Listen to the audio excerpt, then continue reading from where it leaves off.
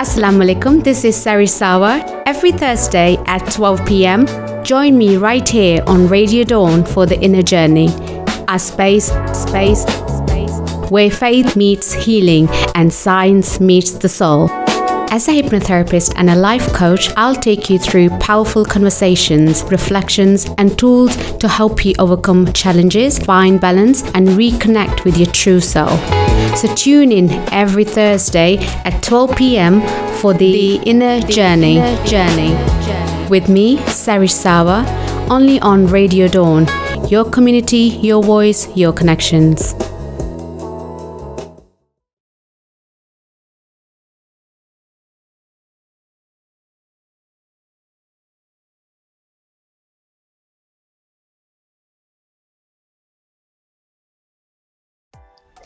Assalamu alaikum, dear brothers and sisters. Welcome back to Radio Dawn 107.6 FM, and you're listening to The Inner Journey show. As you guys know, that this show we play every Thursday at 12 p.m, and the whole purpose of this show is the mental health and well-being, and how we can understand to look after our health and better our lives. My name is Sarisawa, and I am a hypnotherapist and a life coach. And today's show covers a very important and sensitive topic. It's the gambling and how it can affect our mental health, well-being, and finances.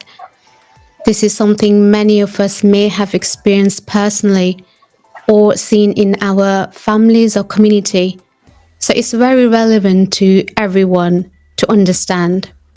Gambling harm is not just an individual issue. It affects families, communities, and society. And that's why today we are joined by two very special guests who work to raise awareness and provide support in Nottingham for people affected by gambling. First, we have Bryony Cornish from Nottingham City Council. Bryony works in public health and will share how the city is taking action to prevent gambling harm and make support available for those affected. Hi, Bryony. Hi, everybody. Thank you for joining us. And now we have another guest, James Grims, from Chapter 1, part of the charity Gambling with Lives. Gambling with Lives was set up by families bereaved by gambling to provide support, raise awareness of its devastating effects, and campaign for change. Welcome, James.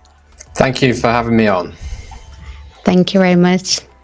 Thank you. And we're going to go into the technicality side of this first, which is Bryony. I'd like to talk a bit more about what is public health, would you say? So we often describe public health as being both a science and an art.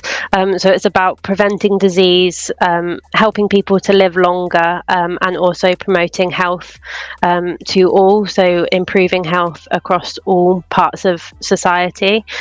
We have a really strong focus on tackling inequalities in health, so making sure that everybody has equal access to healthcare and support for improving their health. And public health often focuses on more than just the individual. So we're not just looking at the health of one person, but we're working to protect and improve the health of communities at a local level, so here in Nottingham, but also regionally, nationally, and globally as well. Brilliant. Thank you for that. So what I understand, the public health is about keeping communities healthy and making sure everyone, not just individual, but whole, is a fair chance for everyone to be healthy.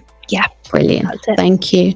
And what inclusion health would you say? What is inclusion health that you... So Inclusion Health is the portfolio of work that I work in, and obviously includes our work to tackle gambling harm, but the main aim of Inclusion Health is to address health and social inequalities experienced by certain population groups who might have greater risk factors for poor health, or they might have worse health outcomes than other parts of the population. So within Inclusion Health, we do work to tackle gambling harm. We also work on drug and alcohol use and promoting and preventing support for drug and alcohol use, mental health. We focus on mental health and well-being, and lots of other really important topics for vulnerable groups as well. Brilliant. And I can understand there's a lot of support. I mean, the mental health, how is connected with the show that I do here. And then I think it's kind of connected with the gambling side of it, because it really does come down to like mental health or perhaps like addiction. Yep. Brilliant. And are there any strategies that we're looking on for gambling related? Yeah, so in Nottingham City, we have a gambling related harm strategy that launched back in 2023, and it really details all of the work that we're doing in Nottingham City to tackle gambling harm, and outlines our approach to how we're going to do that. So there's three main areas within our strategy. One is around regulation. So how can we take action to enhance some of the safeguards around gambling harm? So working with licensed premises and gambling premises within the city to make sure that vulnerable people are protected. The second is around knowledge and awareness, which obviously links into sort of why we're here to talk about gambling harm today, and that's around building understanding of gambling harm amongst people in Nottingham, both citizens but also professionals who might work with people that are at risk of gambling harm. And then the third objective for our strategy is around support pathways, so helping it to be easier for people in Nottingham who are affected by gambling to access support and help, to access timely help and reduce that harm that they might experience. Brilliant. So you're not just tackling the environment that we have day-to-day life, but the professional as well. So people who are at work, they can actually feel supported as well. Brilliant. So what would you say, Bryony, what is your vision for Nottingham? So our vision is to be a place where people are protected from gambling harm, but that if they are experiencing gambling harm, that they can access help and support and feel able to ask people for help with their gambling. Brilliant. Thank you for that, because that's what we do on the Inner Show as well, that the whole aim for us is to normalize the mental health and well-being and be able to reach out. Brilliant. Thank you so much. And I believe now we're going to go to the gambling side of it, just to understand a bit more what gambling is and how it can be experienced through a living experience. So we've got James here again. James, what would you say? What is gambling? Oh, what is gambling? That's a good question. The actual definition, I think, is risking something of value on an uncertain outcome. But the main thing I would say is that gambling is not what it once was. I think there's a perception and a stereotype that gambling is people go into the bookmakers once a week and put in a bet on the horse racing. But modern day gambling is completely transformed. What we have now is very addictive products that are in our pockets, on our phones, on the high street, that are marketed at us every single time we watch TV, go on social media, watch sport. And the industry makes most of its money from a small percentage of customers.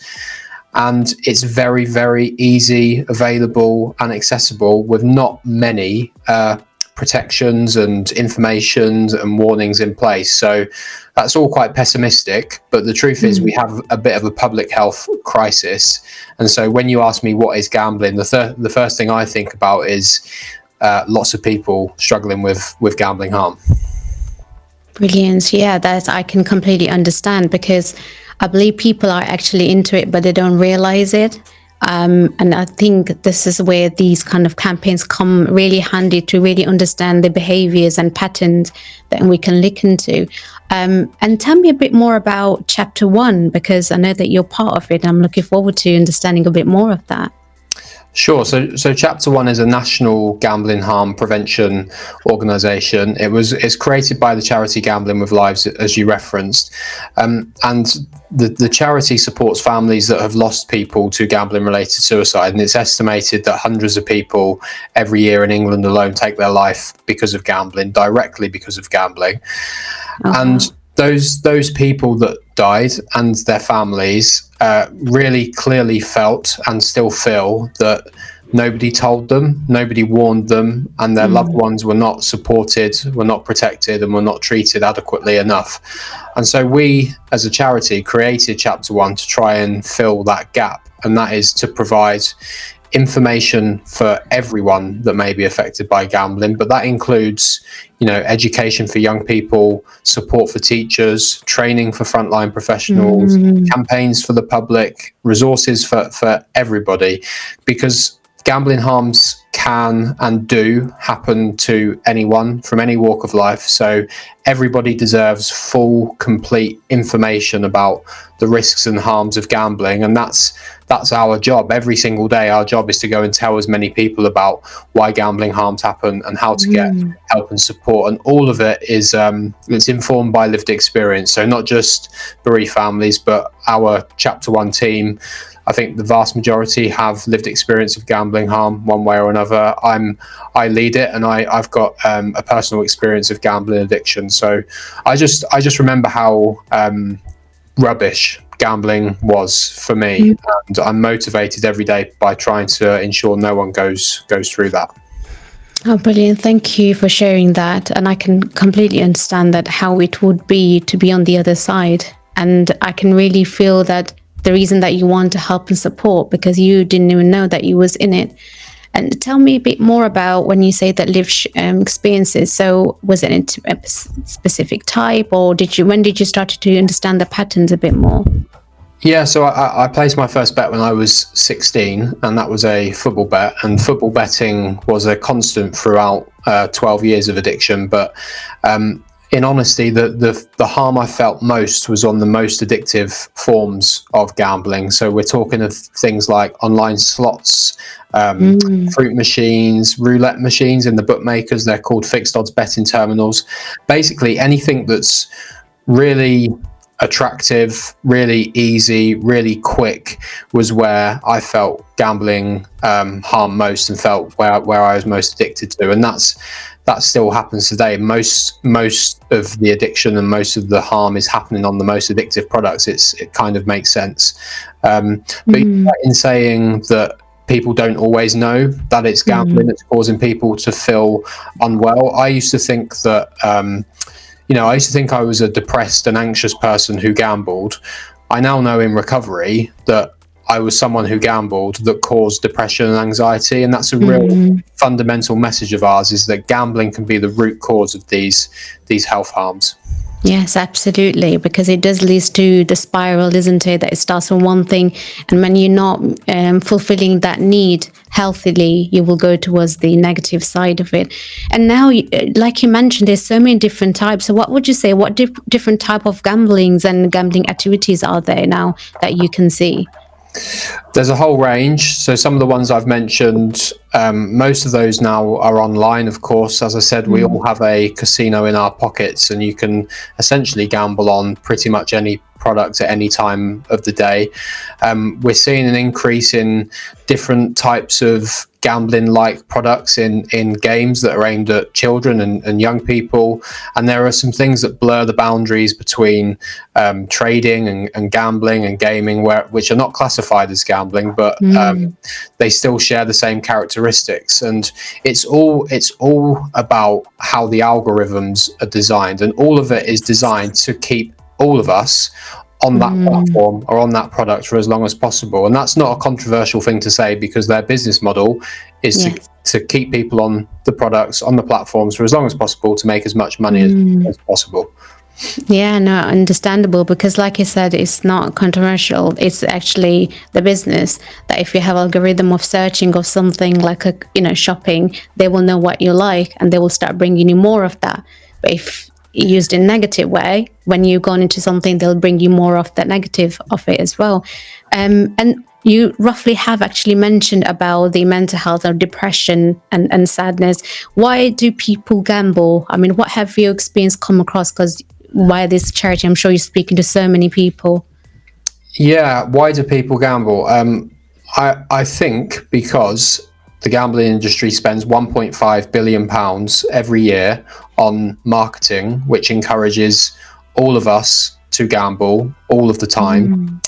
And because gambling is really, really easy to do, especially from the age of 18 onwards, you can walk into any bookmakers, you can walk into any slots venue, you can open an account online.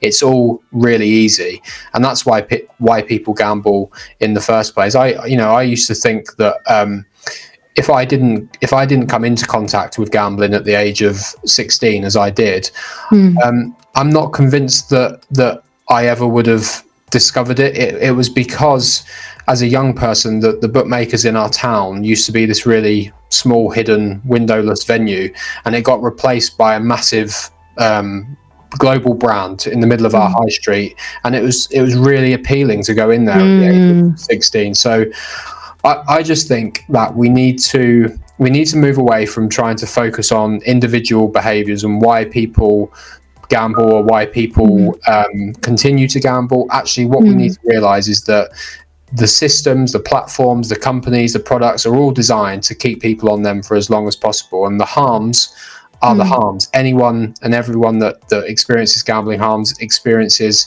similar kind of harms, which, as you say, are predominantly mental health. Yes, the money is important and people lose money, but it's really the impact it has on the brain and mental well-being. No, absolutely. And I think that's kind of the root cause, I would definitely say. So how would you say that, what harm is caused by gambling according to the experience, the charity that you part of as well? What would you say, what are the harms?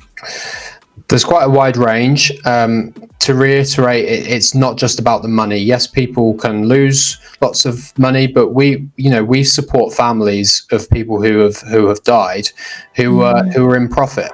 And so that proves to me, if anything, that actually it's not about people losing lots of money or being in lots of debt. It's about that feeling of never being free and never being in control. And that is quite a scary place to be in. But there are widespread harms to mental health. There are widespread harms to your social life, to your career, to your education, development. And there are also legacy harms. So I stopped gambling 6.5 years ago. I'm looking at my calendar to make sure that I got that right. 6.5 years, but there are still harms felt to this day. I still think there are mental scars. Every time I get a letter through the post from a debt collection company, that puts me right back in that place where I was. And of course, it's important to note that it's not just the person who gambles that experiences gambling harms. It's estimated 6 to 10 others around that person can feel harm too. So that's widespread population harm happening on a daily basis. Wow, no, I can understand. It's the ripple effect. I always say that it starts from one place, but it can become more involved by the people around us. And yes, I can understand getting like a letter from, because your brain has association that it takes you back to where you was in a dark place, and you're trying to pull yourself away from it, but it just, these things remind you. But thank you for sharing that. What would you say, so the people who are listening, and I think with the young generation or people around us, there's no many people who like to express and talk about it, but we are able to observe their actions. So what would you say, what kind of signs should we look for, or the people that can hear where they can feel that maybe there's a gambling harm in, for themselves or people around them?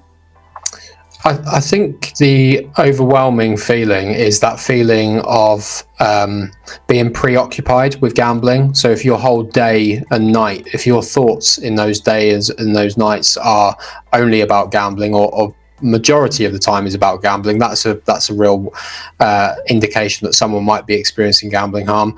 Lying about gambling, lying about when and where you've gambled and how much and how often you've gambled can be a sign. Being argumentative, being isolated, a constant need to check devices, which I know we all do generally with our phones anyway, but that's even more so. I can give you an anecdote of that. I remember going out for a family meal on holiday, and I was gambling underneath the table, so I kept looking down. I remember one of my relatives pointed it out, and I was in panic. But you know, there are clear signs. But one thing I would say, it is often known as one of the most hidden addictions, despite it being really common.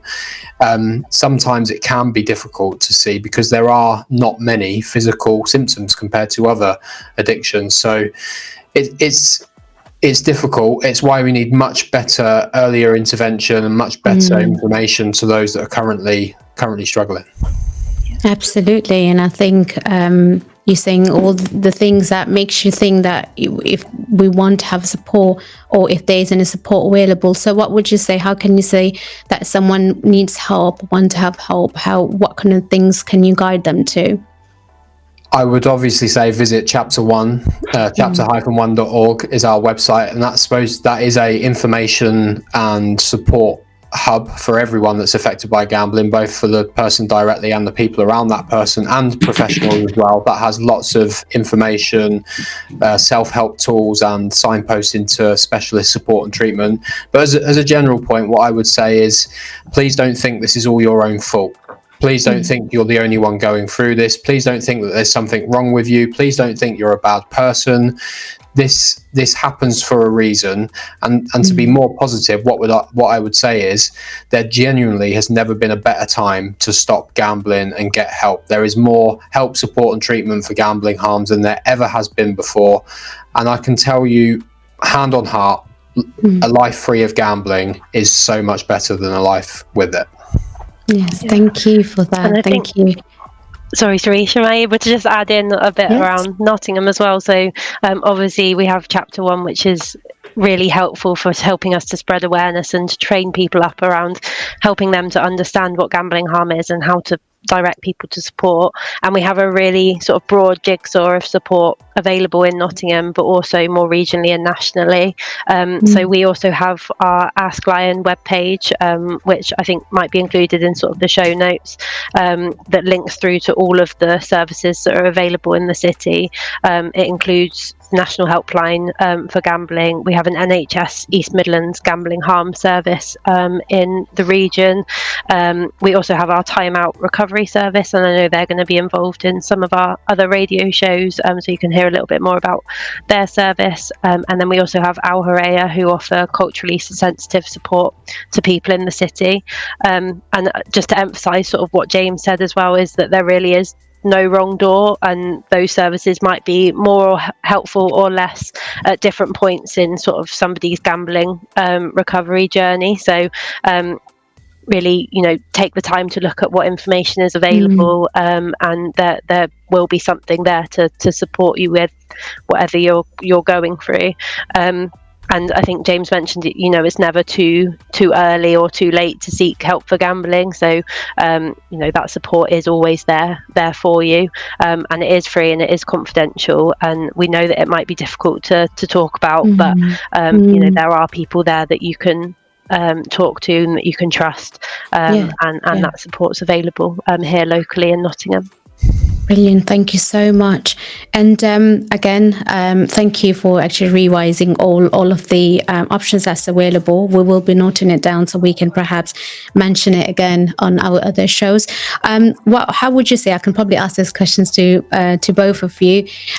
If someone is observing that someone that they loved they can pick up these patterns and they want to start that conversation, but they're not sure. So how would you say that they can start that conversation with them? Shall I take this one, Bryony? Go on. Thanks. It's really difficult. And first of all, I'd make, I want to reassure people that you shouldn't expect to be a gambling clinician when you're trying to have a conversation, because it's a difficult conversation to have. What I would say is normalize the way that they're feeling. So don't make them feel that they are alone and that there's something wrong with them for feeling the way that they do. Reassure them that gambling is one of the most common addictions, and across the country, millions of people experience harm one way or another. I would really try and establish what kind of gambling the person is doing, and for how often and for how long. It's really important that, if someone says, well, I'm buying a lottery ticket once a week, we can probably, I'm not saying it's totally risk-free, but we can probably make the assumption there's not lots of gambling harm happening there.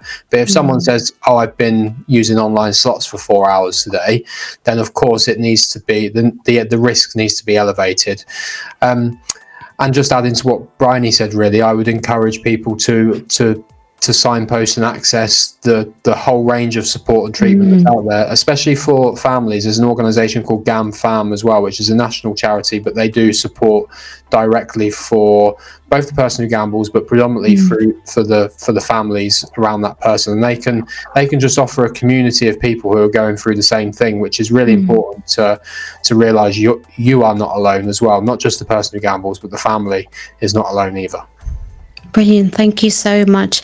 Again, thank you so much for sharing your experience and kind of letting people understand that it's okay to feel this way. And again, I believe it definitely stems from something that's going on deep inside that needs to actually needs processing. I normally say there's some sort of emotion or a need you're trying to meet, but you're just doing it in a different way. So it's okay to speak about it because, by the way, Bryony said that there is a lot of help and support available here. So thank you so much, guys, for bringing this such an amazing campaign, because as I am trying to normalize the mental health side of it in our community, and I believe gambling is one of them, definitely, that we don't normally talk about. So thank you so much for actually sharing the experiences and all the knowledge and how we can see better Nottingham in the vision that Bryony have said. Just before we do go off, we do have an event happening. It's a mental health community roadshow at Creamier Institute on Wednesday, 26th of November at 5:30 p.m. And it is money and mental health. And you will get a lot of information and Q&A as well. So if you have anything you want to talk about, it would be confidential. If you request as anonymously, we will be able to discuss that. We do have a QR code on our screen as well, which you can scan. And let's come together for this such an amazing campaign, and we can really help and support each other who needs it the most. So thank you so much, guys, and I appreciate your time. Nice to speak to you, and I'll speak to you guys soon. Thank you. Thank you for having us. Thank you. Thanks. Assalamu alaikum. This is Sari Sawa. Every Thursday at 12 p.m, join me right here on Radio Dawn for The Inner Journey, a space where faith meets healing and science meets the soul. As a hypnotherapist and a life coach, I'll take you through powerful conversations, reflections, and tools to help you overcome challenges, find balance, and reconnect with your true self. So tune in every Thursday at 12 p.m. for The Inner Journey. With me, Sari Sawa, only on Radio Dawn. Your community, your voice, your connections.